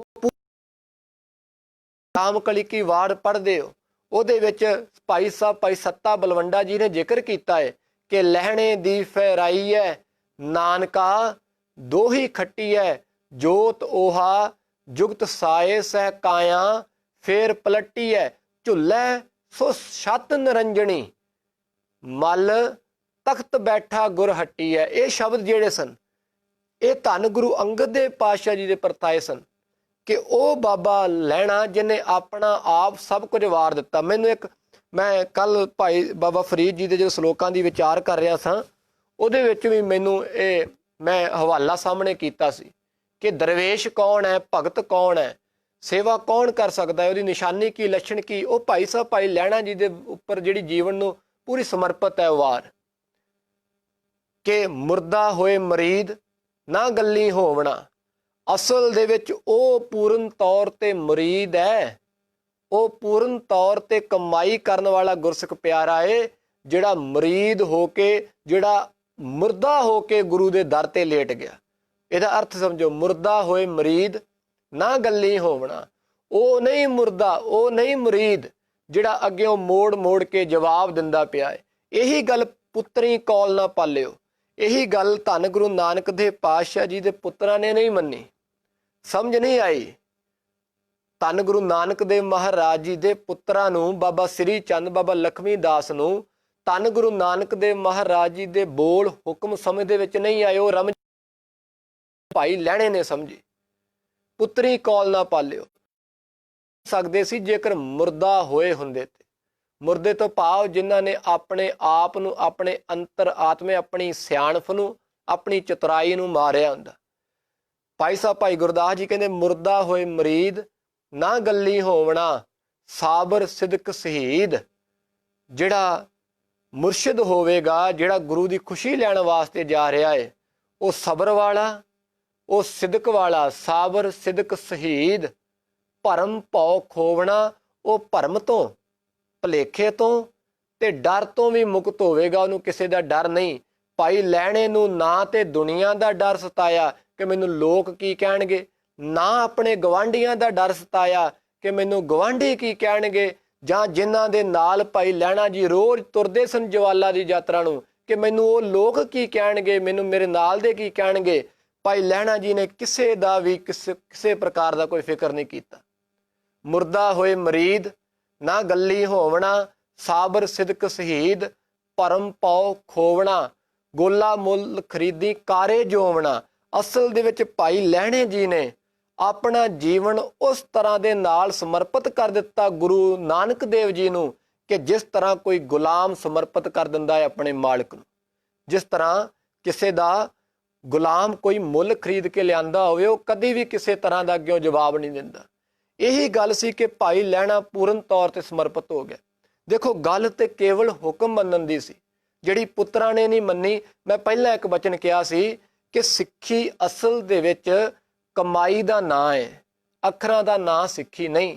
ਇਹ ਦੇਖੋ, ਅੱਜ ਜਿਵੇਂ ਮੈਂ ਇੱਕ ਉਦਾਹਰਨ ਤੌਰ ਤੇ ਗੱਲ ਕਰ ਲੈਂਦਾ ਕਿ ਮੰਨ ਲਓ ਬਾਪ ਹੈ ਸਾਡਾ, ਫਾਦਰ ਸਾਹਿਬ ਸਾਡੇ ਪਿਤਾ ਨੇ, ਪਿਤਾ ਤੋਂ ਬਾਅਦ ਉਹਦੀ ਜ਼ਮੀਨ ਦਾ ਮਾਲਕ ਉਹਦਾ ਪੁੱਤਰ ਬਣਦਾ ਹੈ, ਪੁੱਤਰ ਤੋਂ ਬਾਅਦ ਉਹਦਾ ਅੱਗੇ ਪੁੱਤਰ ਬਣਦਾ ਹੈ। ਪਰ ਸਿੱਖੀ ਅਸਲ ਦੇ ਵਿੱਚ ਕਿਸੇ ਦੇ ਜੱਦੀ ਪੁਰਸ਼ੀ ਜਾਇਦਾਦ ਨਹੀਂ ਕਿ ਜਿਸ ਦੇ ਜੇ ਇਹਦੇ ਬਾਪ ਕੋਲ ਪਹਿਲਾਂ, ਜੇ ਗੁਰੂ ਨਾਨਕ ਦੇਵ ਮਹਾਰਾਜ ਜੀ ਕੋਲ ਸੀ ਤੇ ਉਹ ਪੁੱਤਰਾਂ ਨੂੰ ਜਾਏਗੀ, ਨਹੀਂ। ਹਾਲਾਂਕਿ ਪੁੱਤਰ ਇਹ ਮਨ ਦੇ ਵਿੱਚ ਵਹਿਮ ਪਾਲ ਕੇ ਬੈਠੇ ਸਨ। ਅਸਲ ਦੇ ਵਿੱਚ ਗੁਰੂ ਨਾਨਕ ਦੇਵ ਪਾਤਸ਼ਾਹ ਜੀ ਨੇ ਇਹ ਸਿੱਧ ਕਰ ਦਿੱਤਾ ਭਾਈ ਲਹਿਣੇ ਤੋਂ ਕਿ ਗੁਰੂ ਪਿਆਰ ਵਾਲਿਓ, ਸਿੱਖੀ ਕਮਾਈ ਦਾ ਨਾਂ ਜੇ, ਜਿਹਨੇ ਰੱਜ ਕੇ ਕਮਾਈ ਕੀਤੀ ਉਹਦੀ ਝੋਲੀ ਦੇ ਵਿੱਚ ਦਾਤ ਪਾਈ ਗੁਰੂ ਨੇ ਤਰੁੱਠ ਕੇ, ਗੁਰੂ ਨੇ ਤਰੁੱਠ ਕੇ ਦਾਤ ਪਾਈ। ਗੱਲ ਸਾਰੀ ਹੁਕਮ ਮੰਨਣ ਦੀ ਸੀ। ਹੁਕਮ ਨੂੰ ਮੰਨਣਾ ਕਿਵੇਂ ਹੈ, ਹੁਕਮ ਨੂੰ ਸਮਝਣਾ ਕਿਵੇਂ ਹੈ, ਇਹ ਜੀਵਨ ਭਾਈ ਲਹਿਣਾ ਜੀ ਦਾ ਦੱਸਦਾ ਪਿਆ ਹੈ। ਜੇ ਕਿਹਾ ਲਹਿਣਿਆ ਚਿੱਕੜ ਦੇ ਵਿੱਚ ਬਾਟਾ ਡਿੱਗ ਪਿਆ ਹੈ, ਕੱਢ ਕੇ ਲੈ ਕੇ ਆਓ। ਜੇ ਉੱਥੇ ਸ੍ਰੀ ਚੰਦ ਨੂੰ ਕਿਹਾ, ਸ੍ਰੀ ਚੰਦ ਨੇ ਕਿਹਾ ਪਿਤਾ ਜੀ ਕੀ ਹੋ ਗਿਆ, ਡਿੱਗ ਪਿਆ ਤੇ ਭਲਕੇ ਨਵਾਂ ਲੈ ਲਵਾਂਗੇ। ਇੱਥੇ ਭਾਈ ਲਹਿਣੇ ਨੇ ਕੋਈ ਜਵਾਬ ਨਹੀਂ ਅੱਗਿਓਂ ਦਿੱਤਾ, ਚੁੱਪ ਚਪੀਤੇ ਚਿੱਕੜ ਦੇ ਵਿੱਚੋਂ। ਜੇ ਗੁਰੂ ਨਾਨਕ ਦੇਵ ਮਹਾਰਾਜ, ਮੈਂ ਟੂਕ ਮਾਤਰ ਗੱਲ ਕਰਦਾ ਪਿਆ, ਜੇ ਗੁਰੂ ਨਾਨਕ ਦੇਵ ਕਹਿੰਦੇ ਨੇ ਕਿ ਕਰਕੇ ਕੰਧ ਡਿੱਗ ਪਈ ਹੈ, ਇਹਨੂੰ ਸ੍ਰੀ ਚੰਦ ਜੀ ਇਹਨੂੰ ਬਣਾਉਣਾ ਸ਼ੁਰੂ ਕਰੋ, ਤੇ ਸ੍ਰੀ ਚੰਦ ਜੀ ਅੱਗੇ ਕੌੜੇ ਬੋਲ ਵੀ ਬੋਲਦੇ ਨੇ ਤੇ ਨਾਲ ਇਹ ਵੀ ਬਚਨ ਕਹਿੰਦੇ ਨੇ ਕਿ ਸਾਡਾ ਪਿਤਾ ਹੁਣ 70-72 ਹੋ ਗਿਆ, ਇਹਨੂੰ ਸਮਝ ਨਹੀਂ ਆਉਂਦੀ, ਕੰਧ ਤੇ ਸਵੇਰੇ ਵੀ ਬਣ ਜਾਵੇਗੀ। ਭਾਈ ਲਹਿਣੇ ਜੀ ਨੇ 7 ਬਚਨ ਕਹਿ ਕੇ ਕੰਧ ਬਣਾਉਣੀ ਸ਼ੁਰੂ ਕਰ ਦਿੱਤੀ, ਉਸਾਰਨੀ ਸ਼ੁਰੂ ਕਰ ਦਿੱਤੀ। ਮੈਂ ਟੂਕ ਮਾਤਰ, ਜੇ ਗੁਰੂ ਨਾਨਕ ਦੇਵ ਮਹਾਰਾਜ ਜੀ ਨੇ ਕਿਹਾ ਕਿ ਜਾਓ ਜਾ ਕੇ ਦੇਖ ਕੇ ਆਓ ਕਿ ਰਾਤ ਕਿੰਨੀ ਬੀਤੀ ਹੈ, ਉੱਥੇ ਬਾਬਾ ਬੁੱਢਾ ਜੀ ਵੀ ਵੇਖ ਕੇ ਆਉਂਦੇ ਨੇ, ਹੋਰ ਗੁਰਸਿੱਖ ਪਿਆਰੇ ਵੀ ਵੇਖ ਕੇ ਆਉਂਦੇ ਨੇ। ਪਰ ਮਨ ਦੇ ਵਿੱਚ ਖਿਆਲ ਆਉਂਦਾ ਹੈ ਭਾਈ ਲਹਿਣਾ ਜੀ ਦੇ ਕਿ ਕੋਈ ਨਾ ਕੋਈ ਗੱਲ ਤੇ ਜ਼ਰੂਰ ਹੈ। ਇਹ ਵੀ ਵੇਖ ਕੇ ਆਏ ਕਿ ਲਹਿਣੇ ਹੁਣ ਤੁਸੀਂ ਵੇਖ ਕੇ ਆਓ। ਤੇ ਭਾਈ ਲਹਿਣਾ ਜੀ ਨੇ ਇੱਕ ਆ ਕੇ ਗੱਲ ਕਹੀ, ਕਹਿਣ ਲੱਗੇ ਪਾਤਸ਼ਾਹ ਜਿੰਨੀ ਬੀਤੀ ਤੁਹਾਡੇ ਭਾਣੇ ਦੇ ਵਿੱਚ ਬਤੀਤ ਹੋ ਗਈ, ਜਿੰਨੀ ਰਹਿ ਗਈ ਹੈ ਤੁਸੀਂ ਆਪਣੇ ਭਾਣੇ ਦੇ ਵਿੱਚ ਆਪ ਬਤੀਤ ਕਰ ਲੈਣੀ ਹੈ। ਇਹ ਹੈ ਮੁਰਦਾ ਹੋਏ ਮਰੀਦ ਨਾ ਗੱਲੀ ਹੋਵਣਾ। ਉਹ ਜਿਹੜਾ ਜਿਹਨੇ ਆਪਣੇ ਆਪ ਨੂੰ ਖਤਮ ਹੀ ਕਰ ਲਿਆ, ਆਪਣੇ ਆਪ ਨੂੰ ਮਾਰ ਹੀ ਲਿਆ, ਜਿਸ ਨੇ ਇਹ ਅਵਸਥਾ ਬਣਾ ਲਈ ਕਿ ਤਨ ਮਨ ਕਾਟ ਕਾਟ ਸਭ ਅਰਪੀ ਵਿੱਚ ਅਗਨੀ ਆਪ ਜਲਾਈ। ਤਨ ਮਨ ਤੇ ਆਪਣਾ ਕੁਝ ਹੈ ਹੀ ਨਹੀਂ, ਸਭ ਕੁਝ ਗੁਰੂ ਦਾ। ਇਹੀ ਗੱਲ ਸੀ ਕਿ ਅਖੀਰ ਦੇ ਸਮੇਂ ਦੇ ਵਿੱਚ ਆ ਕੇ ਧੰਨ ਗੁਰੂ ਨਾਨਕ ਦੇਵ ਪਾ ਮਹਾਰਾਜ ਕਹਿੰਦੇ ਨੇ ਕਿ ਲਹਿਣਿਆ ਤੂੰ ਚਲਾ ਜਾ ਆਪਣੇ ਘਰ ਨੂੰ, ਤੇਰਾ ਕੋਈ ਘਰ ਨਹੀਂ। ਜਦੋਂ ਧਾਨਕ ਰੂਪ ਧਾਰਨ ਕਰਕੇ ਗੁਰੂ ਨਾਨਕ ਦੇਵ ਪਾਤਸ਼ਾਹ ਤੁਰਦੇ ਨੇ, ਬਾਬਾ ਬੁੱਢਾ ਜੀ ਵਾਪਸ ਆ ਜਾਂਦੇ ਨੇ, ਹੋਰ ਗੁਰਮੁਖ ਪਿਆਰੇ ਸਾਰੇ ਵਾਪਸ ਆ ਜਾਂਦੇ ਨੇ। ਪਰ ਇੱਕ ਗੱਲ ਯਾਦ ਰੱਖਿਓ, ਇਹ ਗਾਡੀ ਰਸਤੇ ਦੇ ਉੱਪਰ ਤੁਰਨਾ, ਧਰਮ ਦੇ ਰਸਤੇ ਦੇ ਉੱਪਰ ਕਦੇ ਭੀੜ ਨਹੀਂ ਜੀ ਹੁੰਦੀ। ਇੱਕ ਗੱਲ ਯਾਦ ਰੱਖਿਓ, ਧਰਮ ਦਾ ਰਸਤਾ ਕਦੇ ਵੀ ਭੀੜ ਇਕੱਠੀ ਕਰਨ ਵਾਲਾ ਨਹੀਂ ਹੁੰਦਾ। ਜਿੱਥੇ ਬਹੁਤੀ ਭੀੜ ਹੋਵੇਗੀ ਸੱਚ ਕਰਕੇ ਜਾਣਿਓ ਉੱਥੇ ਧਰਮ ਨਹੀਂ ਹੋਵੇਗਾ, ਕੇਵਲ ਤੇ ਕੇਵਲ ਝੂਠ ਜ਼ਰੂਰ ਹੋ ਸਕਦਾ ਹੈ। ਝੂਠ ਦੀ ਭੀੜ ਹੁੰਦੀ ਜੇ, ਸੱਚ ਦੀ ਕਦੇ ਵੀ ਭੀੜ ਨਹੀਂ ਹੁੰਦੀ। ਇਹੀ ਗੱਲ ਸੀ ਕਿ ਗੁਰੂ ਨਾਨਕ ਦੇਵ ਪਾਤਸ਼ਾਹ ਨੇ ਤੱਕਿਆ ਪਰਖਿਆ ਕਿ ਹੁਣ ਇੱਥੋਂ ਕੌਣ ਕੌਣ ਨਾਲ ਤੁਰਦਾ ਹੈ। ਪੁੱਤਰ ਤੇ ਪਹਿਲਾਂ ਝੜ ਗਏ, ਪੁੱਤਰ ਤੇ ਪਹਿਲਾਂ ਬਹੁਤ ਦੂਰ ਚਲੇ ਗਏ, ਰਸਤੇ ਤੋਂ ਖੁੰਝ ਗਏ। ਹੁਣ ਗੁਰਮੁਖ ਪਿਆਰੇ ਨਾਲ ਮਗਰ ਹੋਰ ਚੱਲਦੇ ਨੇ। ਤੇ ਸਾਰੇ ਵਾਪਸ ਤੁਰਦੇ ਨੇ। ਕਿਸੇ ਨੂੰ ਦੌਲਤ ਸੁੱਟ ਕੇ ਉਹਦਾ ਮਨ ਭਰਮਾ ਦਿੰਦੇ ਨੇ, ਕੋਈ ਰੁਪਈਏ ਸੁੱਟ ਕੇ ਕਿਸੇ ਤਰ੍ਹਾਂ ਮਨ ਭਰਮਾ ਦਿੰਦੇ ਨੇ। ਸਾਰੇ ਜਣੇ ਤੁਰਦੇ ਨੇ, ਵਾਪਸ ਚਲੇ ਜਾਂਦੇ ਨੇ। ਪਰ ਕੇਵਲ ਰਹਿ ਗਿਆ ਇੱਕ ਰਿਹਾ, ਜਿਹੜਾ ਸੱਚ ਦੇ ਮਾਰਗ ਤੇ ਚੱਲਣ ਵਾਲਾ ਸੀ, ਜਿਹੜਾ ਸੱਚ ਦਾ ਪਾਂਦੀ ਸੀ, ਜਿਹਨੇ ਆਪਣੇ ਆਪ ਨੂੰ ਖਤਮ ਕਰ ਲਿਆ। ਭਾਈ ਲਹਿਣਾ ਜੀ ਰਹੇ ਤੇ ਲਹਿਣਾ ਜੀ ਨੇ ਇੱਕ ਗੱਲ ਕਹੀ। ਗੁਰੂ ਨਾਨਕ ਦੇਵ ਜੀ ਨੇ ਲਹਿਣਾ ਜੀ ਨੂੰ ਕਹਿਣ ਲੱਗੇ, ਲਹਿਣਿਆ ਸਾਰੇ ਚਲੇ ਗਏ, ਤੁਸੀਂ ਕਿਉਂ ਨਹੀਂ ਜਾਂਦੇ? ਤੇ ਭਾਈ ਲਹਿਣਾ ਜੀ ਨੇ ਭੇਜੀ ਕੇ ਇੱਕ ਗੱਲ ਕਹੀ, ਪਿਆਰ ਵਾਲਿਓ, ਕਹਿੰਦੇ ਪਾਤਸ਼ਾਹ ਜਿਹੜੇ ਚਲੇ ਗਏ ਨਾ, ਉਹਨਾਂ ਦਾ ਕੋਈ ਘਰ-ਬਾਰ ਸੀ, ਤੇ ਸੱਚ ਕਰਕੇ ਜਾਣਿਓ ਮੇਰਾ ਤੇ ਤੁਹਾਡੇ ਤੋਂ ਸਿਵਾਏ ਹੋਰ ਕੋਈ ਘਰ ਹੀ ਨਹੀਂ ਹੈਗਾ, ਮੈਂ ਕਿੱਥੇ ਜਾਵਾਂ? ਤੇ ਗੁਰੂ ਨਾਨਕ ਦੇਵ ਮਹਾਰਾਜ ਕਹਿਣ ਲੱਗੇ, ਲੈਣਿਆ ਜੇ ਤੇਰਾ ਕੋਈ ਘਰ ਨਹੀਂ ਨਾ, ਤੇ ਸੱਚ ਕਰਕੇ ਜਾਣੀ ਮੇਰਾ ਵੀ ਤੇਰੇ ਤੋਂ ਸਿਵਾਏ ਕੋਈ ਘਰ ਨਹੀਂ ਹੈਗਾ ਜਿੱਥੇ ਮੈਂ ਆਪਣਾ ਆਪ ਟਿਕਾ ਸਕਾਂ। ਮੈਂ ਵੀ ਤੇਰੇ ਵਰਗਾ ਹੀ ਘਰ ਲੋੜਦਾ ਸਾਂ, ਆਪਾਂ ਦੋਨੇ ਇੱਕੋ ਮਿੱਕੇ ਆ। ਤੂੰ ਮੇਰਾ ਰੂਪ ਹੈ, ਅੱਜ ਤੋਂ ਤੂੰ ਮੇਰਾ ਰੂਪ, ਮੈਂ ਤੇਰਾ ਰੂਪ ਹੋਇਆ। ਅੱਜ ਤੋਂ ਤੂੰ ਮੇਰਾ ਅੰਗਦ, ਮੇਰਾ ਅੰਗ ਬਣ ਗਿਆ ਹੈ। ਜਿੱਥੇ ਤੂੰ ਵਰਤੇਗਾ ਉੱਥੇ ਮੈਂ ਜ਼ਰੂਰ ਹੋਵਾਂਗਾ। ਇਹ ਬਾਬੇ ਨਾਨਕ ਨੇ ਗੁਰੂ ਅੰਗਦ ਦੇਵ ਪਾਤਸ਼ਾਹ ਦੇ ਉੱਪਰ ਬਖਸ਼ਿਸ਼ਾਂ ਕੀਤੀਆਂ, ਰਹਿਮਤਾਂ ਕੀਤੀਆਂ, ਬਖਸ਼ਿਸ਼ਾਂ ਕੀਤੀਆਂ। ਇਹ ਬਖਸ਼ਿਸ਼ ਮਿਲੀ ਕਿੱਥੋਂ? ਇਹ ਬਖਸ਼ਿਸ਼ ਮਿਲੀ ਕਮਾਈ ਤੋਂ। ਇਹ ਬਖਸ਼ਿਸ਼ ਮਿਲੀ ਹੁਕਮ ਮੰਨਣ ਤੋਂ, ਆਪਣਾ ਆਪ ਸਮਰਪਿਤ ਕਰਕੇ ਬਖਸ਼ਿਸ਼ ਮਿਲੀ ਹੈ। ਤੇ ਭਾਈ ਸੱਤਾ ਬਲਵੰਡਾ ਜੀ ਨੇ ਰਾਮਕਲੀ ਕੀ ਵਾਰ ਦੇ ਵਿੱਚ ਲਿਖ ਦਿੱਤਾ ਕਿ ਲਹਿਣੇ ਦੀ ਫੇਰਾਈ ਹੈ, ਨਾਨਕਾ ਦੋਹੀ ਖੱਟੀ ਹੈ, ਜੋਤ ਓਹਾ ਜੁਗਤ ਸਾਏ। ਜੋਤ ਉਹੀ ਹੈ, ਜੁਗਤ ਵੀ ਉਹੀ ਹੈ ਜਿਹੜੀ ਧੰਨ ਗੁਰੂ ਨਾਨਕ ਦੇਵ ਮਹਾਰਾਜ ਜੀ ਦੇ ਵਿੱਚ ਵਰਤਦੀ ਪਈ ਸੀ। ਉਹੀ ਜੁਗਤ ਧੰਨ ਗੁਰੂ ਅੰਗਦ ਦੇਵ ਪਾਤਸ਼ਾਹ ਵਰਤਾਉਂਦੇ ਪਏ ਨੇ। ਜੋਤ ਓਹਾ ਜੁਗਤ ਸਾਏ, ਸਹਿਕਾਇਆ ਫੇਰ ਪਲਟੀ ਹੈ, ਝੁੱਲੇ ਸੋ ਛਤ ਨਿਰੰਜਣੀ। ਜਿਹੜਾ ਛਤਰ ਧੰਨ ਗੁਰੂ ਨਾਨਕ ਦੇਵ ਮਹਾਰਾਜ ਜੀ ਦੇ ਸਿਰ ਦੇ ਉੱਪਰ ਝੁਲਦਾ ਪਿਆ ਸੀ, ਉਹ ਛਤਰ ਧੰਨ ਗੁਰੂ ਅੰਗਦ ਦੇਵ ਪਾਤਸ਼ਾਹ ਜੀ ਸਿਰ ਦੇ ਉੱਪਰ ਝੁਲਣਾ ਸ਼ੁਰੂ ਹੋ ਗਿਆ। ਝੁੱਲੇ ਸੋ ਛਤ ਨਿਰੰਜਣੀ, ਮਲ ਤਖਤ ਬੈਠਾ ਗੁਰ ਹੱਟੀ ਹੈ। ਤਖਤ ਧੰਨ ਗੁਰੂ ਨਾਨਕ ਦੇਵ ਮਹਾਰਾਜ ਜੀ ਵਾਲਾ ਧੰਨ ਗੁਰੂ ਅੰਗਦ ਦੇਵ ਪਾਤਸ਼ਾਹ ਨੂੰ ਨਸੀਬ ਹੋਇਆ। ਧੰਨ ਗੁਰੂ ਨਾਨਕ ਦੇਵ ਜੀ ਨੇ ਆਪਣਾ ਅੰਗ ਬਣਾਇਆ ਤੇ ਨਾਂ ਰੱਖ ਦਿੱਤਾ, ਅੱਜ ਤੋਂ ਤੇਰਾ ਨਾਂ ਅੰਗਦ ਹੋਇਆ, ਅੱਜ ਤੋਂ ਤੁਹਾਡਾ ਨਾਂ ਅੰਗਦ ਹੋਇਆ। ਤੇ ਭਾਈ ਸਾਹਿਬ ਭਾਈ ਸੱਤਾ ਬਲਵੰਡਾ ਜੀ ਕਹਿੰਦੇ ਨੇ, ਕਰੇ ਜੇ ਗੁਰ ਫਰਮਾਇਆ ਸਿਲ ਜੋਗ ਅਲੂਣੀ ਚੱਟੀ ਹੈ। ਜਿਹੜੀ ਸਿਲ, ਜਿਹੜੀ ਲੂਣ ਵਾਲੀ ਸਿਲ ਭਾਈ ਲਹਿਣੇ ਜੀ ਨੇ ਚੱਟੀ, ਉਹ ਹੋਰ ਕਿਸੇ ਕੋਲ ਨਹੀਂ ਚੱਟੀ ਗਈ। ਕਹਿਣ ਤੋਂ ਭਾਵ ਕੀ ਕਿ ਜਿਹੜਾ ਹੁਕਮ, ਜਿਹੜੀ ਘਾਲਣਾ, ਜਿਹੜੀ ਕਮਾਈ ਭਾਈ ਲਹਿਣੇ ਜੀ ਨੇ ਕੀਤੀ, ਉਹਦੇ ਬਰਾਬਰ ਹੋਰ ਕਿਸੇ ਸਿੱਖ ਦੀ ਕਮਾਈ ਨਹੀਂ, ਉਹਦੇ ਬਰਾਬਰ ਪੁੱਤਰਾਂ ਦੀ ਕਮਾਈ ਵੀ ਨਹੀਂ। ਪੁੱਤਰ ਤੇ ਬਹੁਤ ਦੂਰ ਰਹਿ ਗਏ। ਦੇਖੋ ਅਸੀਂ ਨਾ ਕਈ ਵਾਰ ਸ਼ੰਕਾ ਬਹੁਤ ਕਰਦੇ, ਸਾਡੇ ਪ੍ਰਚਾਰਕ ਵੀ ਬਹੁਤ ਕਹਿਣ ਲੱਗ ਪਏ ਕਿ ਕਿੱਕਰਾਂ ਨੂੰ ਕਿਵੇਂ ਮਠਿਆਈਆਂ ਲੱਗ ਗਈਆਂ। ਅਸਲ ਦੇ ਵਿੱਚ ਤੁਸੀਂ ਗੱਲ ਨੂੰ ਸਮਝੋ ਗੁਰਮੁਖ ਪਿਆਰ ਵਾਲਿਓ, ਅਸੀਂ ਸ਼ੰਕਾ ਮਿੰਟੋ ਮਿੰਟ ਕਰ ਦਿੰਦੇ ਹਾਂ। ਅਸਲ ਦੇ ਵਿੱਚ ਗੁਰੂ ਨਾਨਕ ਦੇਵ ਮਹਾਰਾਜ ਜੀ ਨੇ ਕੰਮ ਹੀ ਉਹ ਕੀਤਾ ਜਿਹੜਾ ਦੁਨੀਆ ਤੋਂ ਉਲਟਾ ਸੀ। ਤੇ ਦੁਨੀਆ ਫਿਰ ਮਗਰ ਤੁਰਦੀ ਹੈ ਜਦੋਂ ਦੁਨੀਆ ਤੋਂ ਉਲਟਾ ਹੋ ਕੇ ਕੰਮ ਸ਼ੁਰੂ ਹੋਵੇ। ਸਮਝੋ ਗੱਲ ਨੂੰ। ਜੇ ਧੰਨ ਗੁਰੂ ਨਾਨਕ ਦੇਵ ਪਾਤਸ਼ਾਹ ਮੱਕੇ ਜਾਂਦੇ ਨੇ ਤੇ ਮੱਕੇ ਦੀ ਇਹ ਆਸਥਾ ਹੈ ਕਿ ਮੱਕੇ ਦੇ ਵਿੱਚ ਖੁਦਾ ਵਸਦਾ, ਕੋਈ ਉਧਰ ਨੂੰ ਪੈਰ ਕਰਕੇ ਨਹੀਂ ਸੌਂਦਾ। ਤੇ ਗੁਰੂ ਨਾਨਕ ਦੇਵ ਮਹਾਰਾਜ ਉਧਰ ਨੂੰ ਕਾਬੇ ਵੱਲ ਨੂੰ ਆਪਣੀਆਂ ਲੱਤਾਂ ਪਸਾਰ ਕੇ ਸੌਂਦੇ ਨੇ। ਜੇ ਹਰਦੁਆਰ ਦੇ ਵਿੱਚ ਪਾਣੀ ਚੜ੍ਹਦੇ ਵੱਲ ਨੂੰ ਸੂਰਜ ਨੂੰ ਦਿੰਦੇ ਪਏ ਨੇ ਤੇ ਗੁਰੂ ਨਾਨਕ ਦੇਵ ਲਹਿੰਦੇ ਪਾਤਸ਼ਾਹ ਲਹਿੰਦੇ ਵੱਲ ਨੂੰ ਦਿੰਦੇ ਪਏ ਨੇ। ਖੇਡ ਸਾਰੀ ਉਲਟੀ ਚੱਲਦੀ ਹੈ ਨਾ। ਧਰਮ ਦੀ ਤੇ ਦੁਨੀਆ ਹੀ ਬਾਹਰਲੀ ਦੁਨੀਆ ਦੇ ਨਾਲੋਂ ਵੱਖਰੀ ਹੈ। ਸੱਚ ਕਰਕੇ ਜਾਣੋ, ਜੇ ਧਰਮ ਕਮਾਉਣਾ ਹੈ ਨਾ ਤੇ ਬਾਹਰਲੀ ਦੁਨੀਆ ਦੇ ਨਾਲੋਂ ਅਲੱਗ ਹੋ ਕੇ ਚੱਲਣਾ ਪਵੇਗਾ। ਇਸੇ ਕਰਕੇ ਬਾਣੀ ਦੇ ਜਿਹੜੇ ਭਗਤਾਂ ਤੈ ਸੰਸਾਰੀਆਂ ਜੋੜ ਕਦੇ ਨਾ ਆਇਆ। ਭਗਤ ਬੰਦੇ ਦਾ ਸੰਸਾਰੀ ਬੰਦੇ ਦਾ ਕਦੇ ਵੀ ਜੋੜ ਨਹੀਂ ਰਲਦਾ, ਉਹਦਾ ਤੇ ਸੁਭਾਅ ਹੀ ਨਹੀਂ ਸੰਸਾਰੀ ਬੰਦੇ ਨਾਲ ਰਲਦਾ। ਕਿਉਂਕਿ ਭਗਤ ਬੰਦੇ ਦੀ ਜਿਹੜੀ ਚੱਲਣੀ, ਉਹਦਾ ਤੁਰਨਾ, ਉਹਦਾ ਦੁਨੀਆ ਦੇ ਵਿੱਚ ਵਿਚਰਨਾ, ਉਹਦਾ ਦੇਖਣਾ, ਉਹਦਾ ਸੁਣਨਾ ਸੰਸਾਰੀ ਲੋਕਾਂ ਦੇ ਨਾਲੋਂ ਬਹੁਤ ਵੱਖਰਾ ਹੁੰਦਾ ਹੈ, ਬਹੁਤ ਅਲੱਗ ਹੁੰਦਾ ਹੈ। ਚਾਲ ਨਰਾਲੀ ਭਗਤਾ ਕੇਰੀ ਵਿਖੋ ਮਾਰਗ ਚੱਲਣਾ, ਇਹ ਗੁਰੂ ਅਮਰਦਾਸ ਪਾਤਸ਼ਾਹ ਕਹਿੰਦੇ ਨੇ। ਤੁਹਾਨੂੰ ਇਹ ਜਿਹੜਾ ਅਸੀਂ ਕਮੈਂਟ ਕਰ ਦਿੰਦੇ ਕਿ ਕਿੱਕਰਾਂ ਨੂੰ ਮਠਿਆਈਆਂ ਲੱਗਦੀਆਂ ਐਵੇਂ ਬਣਾ ਦਿੱਤੀ, ਇਹ ਕਮੈਂਟ ਨਾ ਕਰਿਆ ਕਰੀਏ, ਇਹਦੀ ਜਗ੍ਹਾ ਸਗੋਂ ਉੱਥੇ ਤੇ ਗੱਲ ਪਿਆਰਿਓ ਕੇਵਲ ਤੇ ਇਹ ਸੀ ਕਿ ਹੁਕਮ ਕੌਣ ਮੰਨਦਾ ਹੈ। ਅਸਲ ਦੇ ਵਿੱਚ ਉਹ ਬੜੀ ਤਗੜੀ ਘਾਲਣਾ ਸੀ ਭਾਈ ਲਹਿਣੇ ਜੀ ਦੀ, ਕਿ ਜਦੋਂ ਗੁਰੂ ਨਾਨਕ ਦੇਵ, ਮੈਂ ਨਹੀਂ ਖੰਡਨ ਕਰਾਂਗਾ ਇਸ ਚੀਜ਼ ਨੂੰ, ਜਦੋਂ ਗੁਰੂ ਨਾਨਕ ਦੇਵ ਮਹਾਰਾਜ ਜੀ ਕਹਿੰਦੇ ਨੇ ਕਿ ਕਿੱਕਰ ਤੇ ਚੜੋ, ਕਿੱਕਰ ਨੂੰ ਹਿਲਾਓ, ਮਠਿਆਈ ਡਿੱਗੇਗੀ, ਅਸਲ ਦੇ ਵਿੱਚ ਉੱਥੇ ਦੇਖਦੇ ਗੁਰੂ ਨਾਨਕ ਦੇਵ ਮਹਾਰਾਜ ਇਹ ਸਨ ਕਿ ਕਿਹਨੇ ਆਪਣਾ ਆਪ ਸਮਰਪਿਤ ਕਰ ਦਿੱਤਾ ਹੈ।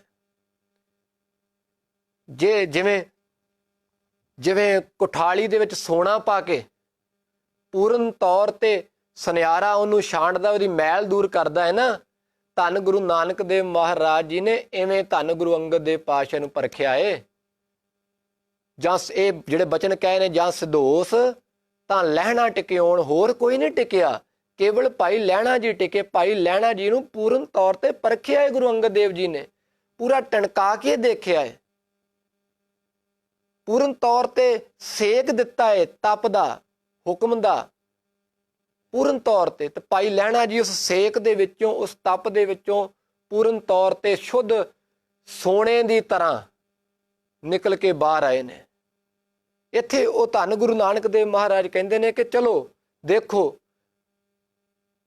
ਕਿ ਕਿੱਕਰ ਦੇ ਉੱਪਰ ਚੜੋ, ਮਠਿਆਈ ਲੱਗੇਗੀ, ਇਹ ਝੜੇਗੀ, ਡਿੱਗੇਗੀ। ਉੱਥੇ ਸ੍ਰੀ ਚੰਦ ਨੂੰ ਕਿਹਾ, ਸ੍ਰੀ ਚੰਦ ਨੇ ਜਿਹੜੇ ਬੋਲ ਕਹੇ ਕਿ 70 72 ਪਿਤਾ ਸਾਡਾ ਹੋ ਗਿਆ ਹੈ।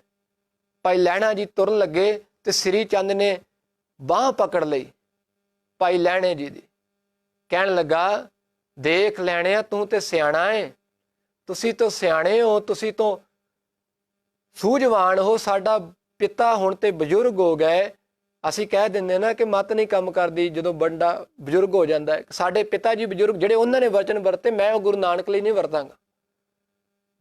ਤੇ ਭਾਈ ਲਹਿਣਾ ਜੀ ਕਿੱਕਰ ਦੇ ਉੱਪਰ ਚੜ੍ਹਦੇ ਨੇ, ਕਹਿੰਦੇ ਮੇਰਾ ਕੰਮ ਹੈ ਕੇਵਲ ਤੇ ਕੇਵਲ ਹੁਕਮ ਮੰਨਣਾ। ਮਠਿਆਈ ਲੱਗਦੀ ਹੈ ਕਿ ਨਹੀਂ ਲੱਗਦੀ, ਮਠਿਆਈ ਡਿੱਗਦੀ ਹੈ ਕਿ ਨਹੀਂ ਡਿੱਗਦੀ, ਇਹ ਧੰਨ ਗੁਰੂ ਨਾਨਕ ਦੇਵ ਪਾਤਸ਼ਾਹ ਮੇਰਾ ਗੁਰੂ ਜਾਣਦਾ ਹੋਵੇਗਾ। ਮੇਰਾ ਤੇ ਕੰਮ ਹੈ ਹੁਕਮ ਮੰਨਣਾ। ਉਹ ਬੜੀ ਵੱਡੀ ਘਾਲਣਾ ਸੀ ਕਿ ਅਸੀਂ ਤੇ ਛੋਟੀ ਛੋਟੀ ਗੱਲ ਤੇ ਜਵਾਬ ਦਿੰਦੇ ਆ ਨਾ, ਕਿ ਨਹੀਂ ਇਹ ਨਹੀਂ ਠੀਕ, ਇਹ ਨਹੀਂ ਠੀਕ, ਇਹ ਕਿਵੇਂ ਹੋ ਗਿਆ, ਇਹ ਕਿਵੇਂ ਹੋਵੇਗਾ। ਅਸਲ ਦੇ ਵਿੱਚ ਗੁਰੂ ਨਾਨਕ ਦੇਵ ਜੀ ਨੇ ਉਹੀ ਪਰਖਿਆ। ਮੈਂ ਪਹਿਲਾਂ ਨਾਲ ਭਾਈ ਗੁਰਦਾਸ ਜੀ ਦੀ ਵਾਰ ਲੈ ਕੇ ਚੱਲਿਆ ਕਿ ਮੁਰਦਾ ਹੋਏ ਮੁਰੀਦ ਨਾ ਗੱਲੀ ਹੋਵਣਾ। ਮੈਂ ਵਾਰ-ਵਾਰ ਉਹਦਾ ਜ਼ਿਕਰ ਕਰ ਰਿਹਾ, ਮੁਰਦਾ ਹੋਏ ਮੁਰੀਦ ਨਾ ਗੱਲੀ ਹੋਵਣਾ। ਗੱਲਾਂ ਦੇ ਨਾਲ ਮੁਰੀਦ ਨਹੀਂ ਹੋਇਆ ਜਾਂਦਾ। ਇਹ ਬਖਸ਼ਿਸ਼ ਮਿਲੀ ਹੈ ਕਮਾਈ ਦੇ ਵਿੱਚੋਂ। ਤੇ ਧੰਨ ਗੁਰੂ ਅੰਗਦ ਦੇਵ ਪਾਤਸ਼ਾਹ ਜੀ ਦੇ ਪਰਥਾਏ ਭਾਈ ਸੱਤਾ ਬਲਵੰਡਾ ਜੀ ਨੇ ਫਿਰ ਇੱਕ ਗੱਲਾਂ ਕਹੀਆਂ ਨੇ ਕਿ ਗੁਰੂ ਅੰਗਦ ਦੇਵ ਪਾਤਸ਼ਾਹ ਜੀ ਦੇ ਘਰ ਦੇ ਵਿੱਚ ਕਿੰਨੀ ਕੁ ਨਿਆਮਤ ਵਰਤਦੀ ਪਈ ਹੈ। ਜਿਹੜੀ ਬਖਸ਼ਿਸ਼ ਗੁਰੂ ਨਾਨਕ ਦੇਵ ਮਹਾਰਾਜ ਵਰਤਾਉਂਦੇ ਪਏ ਨੇ, ਉਹੀ ਬਖਸ਼ਿਸ਼ਾਂ ਗੁਰੂ ਅੰਗਦ ਦੇਵ ਮਹਾਰਾਜ ਵਰਤਾਉਂਦੇ ਪਏ ਨੇ। ਧੰਨ ਗੁਰੂ ਅੰਗਦ ਦੇਵ ਜੀ ਦੇ ਪਰਥਾਏ ਭਾਈ ਸੱਤਾ ਬਲਵੰਡਾ ਜੀ ਕਹਿੰਦੇ, ਝੁੱਲੇ ਸੋ ਛਤ ਨਿਰੰਜਣੀ, ਮਲ ਤਖਤ ਬੈਠਾ ਗੁਰ ਹੱਟੀ ਹੈ, ਕਰੇ ਜੇ ਗੁਰ ਫਰਮਾਇਆ, ਸਿਲ ਜੋਗ ਅਲੂਣੀ ਚੱਟੀ ਹੈ। ਅਲੂਣੀ ਸਿਲ ਧੰਨ ਗੁਰੂ ਅੰਗਦ ਦੇਵ ਪਾਤਸ਼ਾਹ ਜੀ ਨੇ ਲਹਿਣੇ ਰੂਪ ਦੇ ਵਿੱਚ ਚੱਟੀ।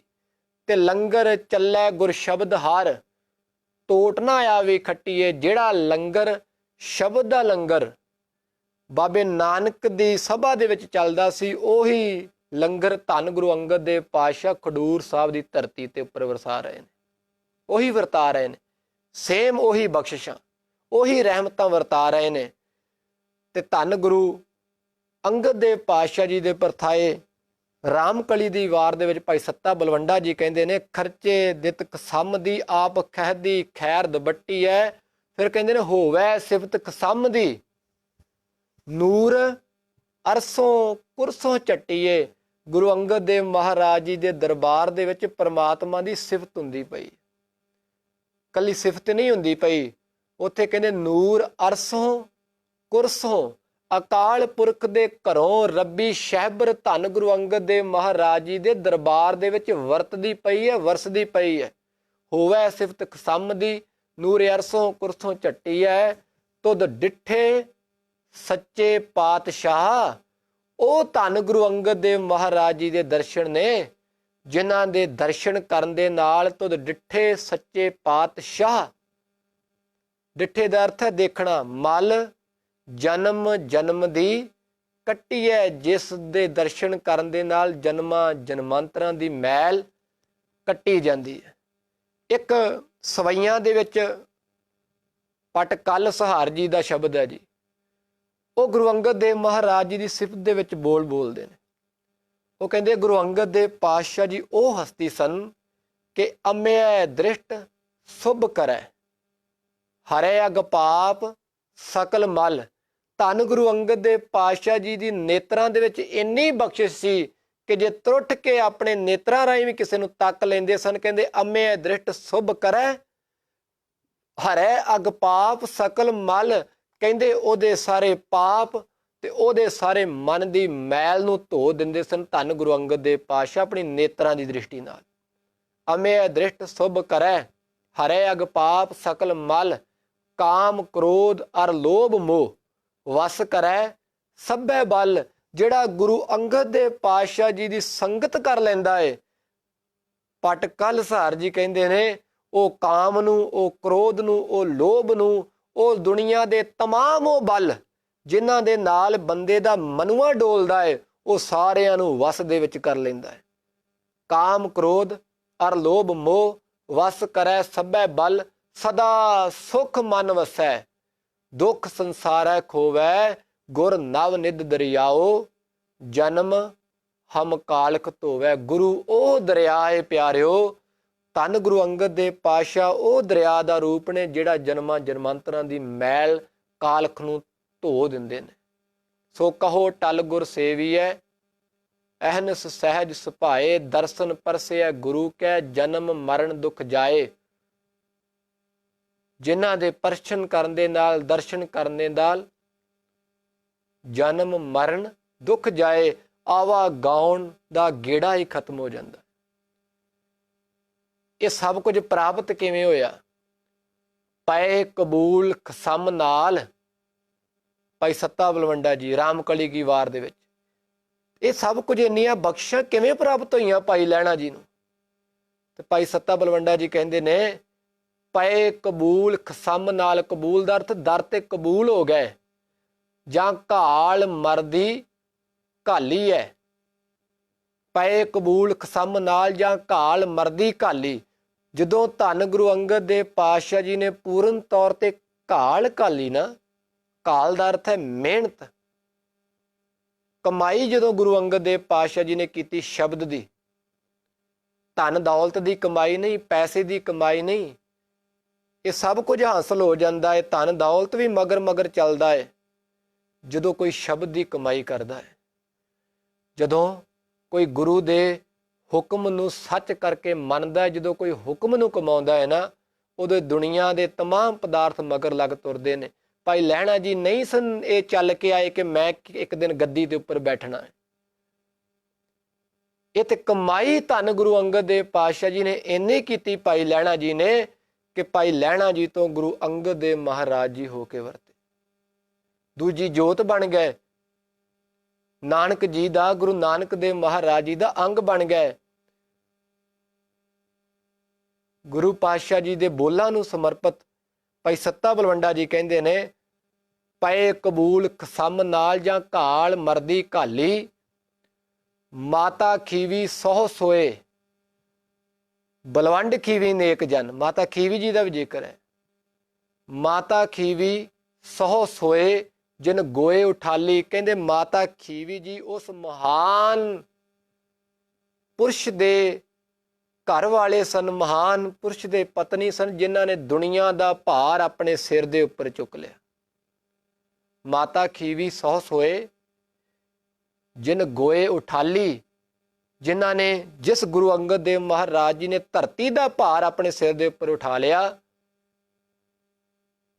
ਉਹ ਮਹਾਤਮਾ ਪੁਰਸ਼ ਦੀ, ਉਸ ਗੁਰੂ ਦੇ ਪਤਨੀ ਸਨ ਮਾਤਾ ਖੀਵੀ ਜੀ। ਸਿੱਖਾਂ ਪੁੱਤਰਾਂ ਘੋਖ ਕੈ ਸਭ ਉਮਤ ਵੇਖੋ ਜੇ ਕਿਉਣ, ਜਾਂ ਸਿਦੋਸ ਤਾਂ ਲਹਿਣਾ ਟਿਕਿਉਣ। ਕਹਿੰਦੇ ਦੁਨੀਆ ਦੇਖਦੀ ਹੈ ਕਿ ਅੱਜ ਕਿਹੜੀ ਖੇਡ ਬਾਬੇ ਨਾਨਕ ਨੇ ਵਰਤਾ ਦਿੱਤੀ। ਸਾਰਿਆਂ ਨੂੰ ਪਰਖਿਆ ਗਿਆ, ਪੁੱਤਰ ਵੀ ਪਿਛਾਂ ਰਹਿ ਗਏ, ਹੋਰ ਗੁਰਮੁਖ ਪਿਆਰੇ ਬੇਅੰਤ ਪਿੱਛੇ ਰਹਿ ਗਏ, ਬਹੁਤ ਪਿਛਾਂ ਚਲੇ ਗਏ। ਪਰ ਕੇਵਲ ਤੇ ਕੇਵਲ ਜੇਕਰ ਗੁਰੂ ਨਾਨਕ ਦੇਵ ਜੀ ਦੀ ਪਰਖ ਦੇ ਉੱਪਰ ਕੋਈ ਟਿਕੇ ਨੇ, ਤੇ ਭਾਈ ਸੱਤਾ ਬਲਵੰਡਾ ਜੀ ਕਹਿੰਦੇ ਜਾਂ ਸਿਦੋਸ ਤਾਂ ਲਹਿਣਾ ਟਿਕਿਉਣ। ਕੇਵਲ ਤੇ ਕੇਵਲ ਭਾਈ ਲਹਿਣਾ ਜੀ ਟਿਕੇ ਨੇ। ਉਹ ਲਹਿਣਾ ਜੀ ਗੁਰੂ ਅੰਗਦ ਦੇਵ ਪਾਤਸ਼ਾਹ ਜੀ ਦੇ ਰੂਪ ਦੇ ਵਿੱਚ ਆਏ ਤੇ ਫਿਰ ਉਹ ਸ਼ਬਦ ਫੇਰ ਵਸਾਇਆ, ਫੇਰ ਆਣ ਸਤਿਗੁਰ ਖਾਡੂਰ। ਫਿਰ ਗੁਰੂ ਅੰਗਦ ਦੇਵ ਪਾਤਸ਼ਾਹ ਖਡੂਰ ਸਾਹਿਬ ਦੀ ਧਰਤੀ ਦੇ ਉੱਪਰ ਆਉਣੇ। ਫਿਰ ਨਾਲ ਲੈ ਕੇ ਕੀ ਆਉਂਦੇ ਨੇ ਜੀ? ਜਪ ਤਪ ਸੰਜਮ ਨਾਲ ਤੁਧ ਹੋਰ ਮੁੱਚ ਕਰੂਰ। ਫਿਰ ਗੁਰੂ ਅੰਗਦ ਦੇਵ ਪਾਤਸ਼ਾਹ ਨਾਲ ਜਪ ਲੈ ਕੇ ਆਉਂਦੇ ਨੇ, ਨਾਲ ਤਪ ਵੀ ਲੈ ਕੇ ਆਉਂਦੇ ਨੇ, ਨਾਲ ਸੰਜਮ ਲੈ ਕੇ ਆਉਂਦੇ ਨੇ, ਹੋਰ ਅਨੇਕਾਂ ਬਖਸ਼ਾਂ ਧੰਨ ਗੁਰੂ ਅੰਗਦ ਦੇਵ ਪਾਤਸ਼ਾਹ ਆਪਣੇ ਨਾਲ ਲੈ ਕੇ ਆਉਂਦੇ ਨੇ। ਵਰਹਿ ਦਰਗਹਿ ਗੁਰੂ ਕੀ ਕੁਦਰਤੀ ਨੂਰ। ਪਰਮਾਤਮਾ ਦੇ ਘਰ ਦੇ ਵਿੱਚੋਂ ਵਰਸਾਏ ਹੋਏ ਗੁਰੂ ਅੰਗਦ ਦੇਵ ਪਾਤਸ਼ਾਹ ਜੀ ਦੇ ਦਰਬਾਰ ਦੇ ਵਿੱਚ ਫਿਰ ਕੁਦਰਤੀ ਨੂਰ ਵਰਦਾ ਪਿਆ ਹੈ। ਉਹ ਗੁਰੂ ਅੰਗਦ ਦੇਵ ਪਾਤਸ਼ਾਹ ਜੀ ਦਾ ਜੀਵਨ, ਜਿਨ੍ਹਾਂ ਨੇ ਹਮੇਸ਼ਾ ਹੁਕਮ ਨੂੰ ਸੱਤ ਕਰਕੇ ਮੰਨਿਆ ਹੈ। ਜੇਕਰ ਤਪੇ ਵਰਗਿਆਂ ਦੇ ਕਹਿਣ ਤੇ ਖਡੂਰ ਸਾਹਿਬ ਦੇ ਇਲਾਕਾ ਨਿਵਾਸੀ ਸੰਗਤਾਂ ਨੇ, ਲੋਕਾਂ ਨੇ ਗੁਰੂ ਅੰਗਦ ਦੇਵ ਪਾਤਸ਼ਾਹ ਜੀ ਨੂੰ ਪਿੰਡ ਦੇ ਵਿੱਚੋਂ ਬਾਹਰ ਕੱਢ ਦਿੱਤਾ ਤੇ ਇੱਕ ਵੀ ਕੌੜਾ ਬੋਲ ਨਹੀਂ ਬੋਲਿਆ। ਸਗੋਂ ਗੁਰੂ ਅਮਰਦਾਸ ਪਾਤਸ਼ਾਹ ਜੀ ਨੇ ਜਦੋਂ ਇਹ ਗੱਲ ਕਹੀ ਕਿ ਜਿੱਥੇ ਜਿੱਥੇ ਤੁਸੀਂ ਉਸ ਤਪੇ ਨੂੰ ਲੈ ਕੇ ਜਾਓਗੇ ਉੱਥੇ ਮੀਂਹ ਵਰਤੇਗਾ, ਇਵੇਂ ਹੋਇਆ। ਤੇ ਉਸ ਤੋਂ ਫਿਰ ਗੁਰੂ ਅੰਗਦ ਦੇਵ ਪਾਤਸ਼ਾਹ ਜੀ ਨੇ ਗੁਰੂ ਅਮਰਦੇਵ ਮਹਾਰਾਜ ਜੀ ਨੂੰ ਵਰਤਿਆ ਵੀ, ਵਰਜਿਆ ਵੀ। ਗੁਰੂ ਅਮਰਦਾਸ ਜੀ ਨੂੰ ਕਹਿਣ ਲੱਗੇ, ਗੁਰਸਿੱਖੋ, ਜਿਹੜਾ ਪਰਮਾਤਮਾ ਦਾ ਭਾਣਾ ਹੈ ਉਸ ਦੇ ਵਿੱਚ ਕਦੇ ਵਿਘਨ ਨਹੀਂ ਪਾਈਦਾ। ਤੁਸੀਂ ਆਪਣੇ ਬੋਲਾਂ ਦੇ ਨਾਲ ਮੀਂਹ ਵਰਤਾ ਰਹੇ ਹੋ, ਉਸ ਦੀ ਰਜਾ ਹੈ। ਇਹ ਹੁਕਮ ਪਹਿਲਾਂ ਹੀ ਗੁਰੂ ਅੰਗਦ ਦੇਵ ਪਾਤਸ਼ਾਹ ਜੀ ਨੇ ਸੱਤ ਕਰਕੇ ਮੰਨਿਆ ਸੀ। ਉਸੇ ਹੁਕਮ ਦੀ ਇਸ ਕਰਕੇ ਕਿਹਾ ਹੈ ਨਾ ਕਿ ਜੋਤ ਓਹਾ ਜੁਗਤ ਸਾਏ ਸਹਿ ਕਾਇਆ ਫੇਰ ਪਲਟੀ ਹੈ। ਜੋਤ ਉਹੀ ਹੈ, ਜੁਗਤ ਬਾਬੇ ਨਾਨਕ ਵਾਲੀ ਹੈ। ਸਿਰਫ ਤੇ ਸਿਰਫ ਇੱਕ ਸਰੀਰ ਜਿਹੜਾ ਸੀ, ਜਾਮਾ ਜਿਹੜਾ ਸੀ, ਉਹ ਬਦਲ ਗਿਆ। ਉਹ ਧੰਨ ਗੁਰੂ ਨਾਨਕ ਦੇਵ ਜੀ ਨੇ ਗੁਰੂ ਅੰਗਦ ਦੇਵ ਪਾਤਸ਼ਾਹ ਜੀ ਦੇ ਸਰੀਰ ਦੇ ਵਿੱਚ, ਆ ਘਰ ਦੇ ਵਿੱਚ ਆਪਣੇ ਆਪ ਨੂੰ ਟਿਕਾ ਦਿੱਤਾ। ਉਹ ਘਰ ਗੁਰੂ ਪਿਆਰ ਵਾਲਿਓ ਕੈਸਾ ਹੋਵੇਗਾ ਗੁਰੂ ਅੰਗਦ ਦੇਵ ਪਾਤਸ਼ਾਹ ਜੀ ਦਾ ਹਿਰਦਾ, ਇਹ ਸਮਝਣਾ ਹੈ, ਇਹ ਜਾਚਣਾ ਹੈ। ਜੇਕਰ ਇਹਨੂੰ ਸਮਝਣਾ ਹੈ ਤੇ ਮੇਰੀ ਹੱਥ ਬਨ ਕੇ ਬੇਨਤੀ ਹੈ, ਆਓ ਰਲ ਕੇ ਬਾਣੀ ਦੇ ਨਾਲ ਜੁੜ ਜਾਈਏ। ਗੁਰੂ ਗ੍ਰੰਥ ਸਾਹਿਬ ਜੀ ਦਾ ਸਹਿਜ ਪਾਠ ਸਾਰੇ ਜਾਣੇ ਕਰਿਆ ਕਰੀਏ। ਬਾਣੀ ਨੂੰ ਪੜਾਂਗੇ, ਬਾਣੀ ਨੂੰ ਵਿਚਾਰਾਂਗੇ ਨਾ, ਤੇ ਸਮਝ ਆਵੇਗੀ ਕਿ ਜਿਹੜੀ ਕਮਾਈ ਭਾਈ ਲਹਿਣਾ ਜੀ ਨੇ ਕੀਤੀ, ਜਿਹੜੀ ਕਮਾਈ ਗੁਰੂ ਅੰਗਦ ਦੇਵ ਮਹਾਰਾਜ ਕਰਦੇ ਪਏ ਨੇ, ਉਹ ਕਮਾਈ ਸਾਡੀ ਝੋਲੀ ਦੇ ਵਿੱਚ ਵੀ ਪੈ ਜਾਵੇਗੀ। ਜਦੋਂ ਕਮਾਈ ਸਾਡੇ ਪੱਲੇ ਹੋਵੇਗੀ ਨਾ, ਮੈਂ ਸ਼ੁਰੂ ਦੇ ਵਿੱਚ ਬਚਨ ਕਹੇ ਸਨ ਕਿ ਸਿੱਖੀ ਕਮਾਈ ਦਾ ਨਾਂ ਹੈ। ਜਿਸ ਦਿਨ ਉਹ ਕਮਾਈ ਸਾਡੇ ਪੱਲੇ ਪੈ ਗਈ, ਜਪ ਦੀ, ਤਪ ਦੀ, ਸੰਜਮ ਦੀ, ਗੁਰੂ ਦੇ ਸ਼ਬਦ ਦੀ, ਗੁਰੂ ਦੇ ਗਿਆਨ ਦੀ, ਜਿਸ ਦਿਨ ਇਹ ਮਨ ਦੀਆਂ ਚੰਚਲਤਾਈਆਂ ਖਤਮ ਹੋ ਗਈਆਂ, ਸੱਚ ਕਰਕੇ ਜਾਣਿਓ ਗੁਰੂ ਇੱਕ ਦਿਨ ਸਾਡੇ ਘਰ ਦੇ ਵਿੱਚ ਟਿਕਾਣਾ ਕਰ ਲਵੇਗਾ। ਇਹ ਸਾਡੇ ਹਿਰਦੇ ਰੂਪੀ ਘਰ ਨੂੰ ਧੋ ਕੇ, ਮਾਂਜ ਕੇ, ਸਵਾਰ ਕੇ, ਅਸੀਂ ਨਹੀਂ ਮਾਂਜ ਸਵਾਰ ਸਕਦੇ। ਜੇ ਕਹੋ ਨਾ ਕਿ ਅਸੀਂ ਆਪਣੇ ਹਿਰਦੇ ਨੂੰ ਮਾਂਜ ਸਵਾਰ ਲਈਏ, ਅਰੇ ਉਹ ਮਾਂਜ ਸਕਦਾ ਹੈ, ਉਹ ਸਵਾਰ ਸਕਦਾ ਹੈ ਕਲ ਯੁੱਗ ਦੇ ਭਿਆਨਕ ਸਮੇਂ ਦੇ ਵਿੱਚ। ਗੁਰੂ ਫਿਰ ਆਪਣੇ ਹਿਰਦੇ ਨੂੰ ਸਵਾਰ ਦਿੰਦਾ ਹੈ। ਆਪਣੇ ਗੁਰਮੁਖ ਪਿਆਰੇ ਦੇ, ਆਪਣੇ ਮੁਰਸ਼ਿਦ ਦੇ ਹਿਰਦੇ ਨੂੰ ਗੁਰੂ ਸਵਾਰਦਾ, ਜਿਵੇਂ ਭਾਈ ਲਹਿਣੇ ਜੀ ਦੇ ਹਿਰਦੇ ਨੂੰ ਸਵਾਰਿਆ। ਫਿਰ ਉਹਦੇ ਵਿੱਚ ਗੁਰੂ ਆਪ ਆ ਕੇ ਟਿਕਦੇ ਨੇ, ਆਪ ਆ ਕੇ ਬੈਠਦੇ ਨੇ। ਫਿਰ ਜਿਸ ਗੁਰਸਿੱਖ ਪਿਆਰੇ ਦੇ ਵਿੱਚ ਗੁਰੂ ਬੈਠਾ ਹੋਵੇ, ਉਹਦੀ ਦੇਖਣੀ ਦੇ ਵਿੱਚ ਵੀ, ਦ੍ਰਿਸ਼ਟੀ ਦੇ ਵਿੱਚ ਵੀ ਗੁਰੂ, ਉਹਦੀ ਸੁਣਨੀ ਦੇ ਵਿੱਚ ਵੀ ਗੁਰੂ, ਉਹਦੇ ਬੋਲਾਂ ਦੇ ਵਿੱਚ ਵੀ ਗੁਰੂ, ਉਹਦੇ ਜਿਹਣ ਦੇ ਵਿੱਚ ਵੀ ਗੁਰੂ, ਉਹਦੇ ਰੋਮ ਰੋਮ ਦੇ ਵਿੱਚੋਂ ਗੁਰੂ ਨਜ਼ਰ ਆਵੇਗਾ। ਗੁਰੂ ਨਜ਼ਰ ਆਵੇਗਾ, ਜਿਹਨੂੰ ਗੁਰੂ ਗੋਬਿੰਦ ਸਿੰਘ ਮਹਾਰਾਜ ਜੀ ਨੇ ਕਿਹਾ ਸੀ ਕਿ ਖਾਲਸਾ ਮੇਰੋ ਰੂਪ ਹੈ ਖਾਸ, ਖਾਲਸੇ ਮੈਂ ਹੋ ਕਰੋ ਨਿਵਾਸ। ਆਓ ਧੰਨ ਗੁਰੂ ਅੰਗਦ ਦੇਵ ਪਾਤਸ਼ਾਹ ਜੀ ਦੇ ਜੀਵਨ ਨੂੰ ਸਮਝੀਏ, ਵਿਚਾਰੀਏ। ਧੰਨ ਗੁਰੂ ਅੰਗਦ ਦੇਵ ਮਹਾਰਾਜ ਜੀ ਦੇ ਜੀਵਨ ਦੀ ਕਥਾ ਕਰਦੇ ਹਾਂ। ਬਹੁਤ ਗਲਤੀਆਂ ਵੀ ਹੋਈਆਂ ਹੋਣਗੀਆਂ, ਤਰੁੱਟੀਆਂ ਵੀ ਰਹਿ ਜਾਂਦੀਆਂ ਨੇ, ਕਿਉਂਕਿ ਗੁਰੂ ਦਾ ਜੀਵਨ ਇੱਕ ਚਮਕਦੇ ਹੋਏ ਸੂਰਜ ਦੀ ਤਰ੍ਹਾਂ ਹੈ, ਜਿਹਨੂੰ ਕਦੇ ਵੀ ਗੁਰੂ ਪਿਆਰ ਵਾਲਿਓ ਅੱਖ ਦੇ ਵਿੱਚ ਪਰੋਇਆ ਨਹੀਂ ਜਾ ਸਕਦਾ, ਕਦੇ ਵੀ ਨਹੀਂ ਪਰੋਇਆ ਜਾ ਸਕਦਾ। ਅਸੀਂ ਜਿੰਨਾ ਇਸ ਜ਼ਬਾਨ ਦੇ ਨਾਲ ਯਤਨ ਕਰੀਏ, ਗੁਰੂ ਦੀ ਵਡਿਆਈ ਬੇਅੰਤ ਹੈ, ਬਹੁਤ ਬੇਅੰਤ ਹੈ। ਉਹ ਵਡਿਆਈ ਜਿੰਨਾ ਜ਼ਬਾਨ ਦੇ ਨਾਲ ਕਰੋਗੇ ਹੋਰ ਵੱਡੀ ਹੁੰਦੀ ਜਾਵੇਗੀ। ਇਹ ਤੇ ਗੁਰੂ ਐਵੇਂ ਹੈ, ਗੁਰੂ ਅਥਾਹ ਸਮੁੰਦਰ ਹੈ। ਗੁਰੂ ਪਿਆਰ ਵਾਲਿਓ ਜਿੰਨੀਆਂ ਡੂੰਘੀਆਂ ਟਾਰੀਆਂ ਲਾਉਂਦੇ ਜਾਓਗੇ, ਬੇਸ਼ਮੀਰ ਕੀਮਤੀ ਮਾਣਕ ਮਣੀਆਂ ਮੋਤੀ ਬਾਹਰ ਕੱਢ ਕੇ ਲੈ ਆਵਾਂਗੇ, ਪਰ ਅੰਤ ਨਹੀਂ ਪਾਇਆ ਜਾ ਸਕਦਾ।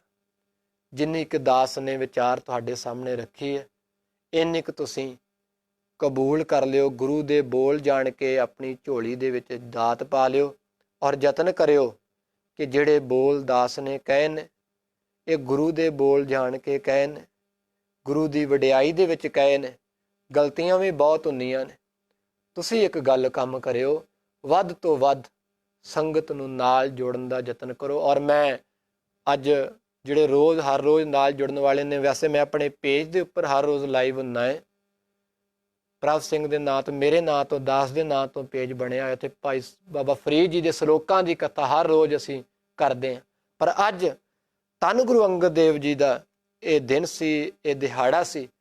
ਮੇਰੇ ਮਨ ਦੇ ਵਿੱਚ ਖਿਆਲ ਆਇਆ, ਕਿਉਂ ਨਾ ਗੁਰੂ ਅੰਗਦ ਦੇਵ ਜੀ ਦੀ ਵਡਿਆਈ ਸਿਫਤ ਦੇ ਵਿੱਚ ਕੁਝ ਬੋਲ ਜਿਹੜੇ ਨੇ ਉਹ ਕਹਿ ਜਾਣ। ਸੋ ਉਹਨਾਂ ਬੋਲਾਂ ਨੂੰ ਮੁੱਖ ਰੱਖਦੇ ਹੋਏ ਹੋਈਆਂ ਬੇਅੰਤ ਭੁੱਲਾਂ ਦੀ ਖਿਮਾ ਦਾਸ ਦੀ ਝੋਲੀ ਦੇ ਵਿੱਚ ਪਾ ਦਿਓ। ਕੱਲ ਤੋਂ ਬਾਬਾ ਫਰੀਦ ਜੀ ਦੇ ਸ਼ਲੋਕਾਂ ਦੀ ਫਿਰ ਉਸੇ ਤਰ੍ਹਾਂ ਹੀ ਵਿਚਾਰ ਜਿਹੜੀ ਹੈ ਉਹ ਆਰੰਭ ਹੋਵੇਗੀ। ਹੋਈਆਂ ਬੇਅੰਤ ਭੁੱਲਾਂ ਦੀ ਖਿਮਾ। ਆਓ ਅਖੀਰ ਦੇ ਵਿੱਚ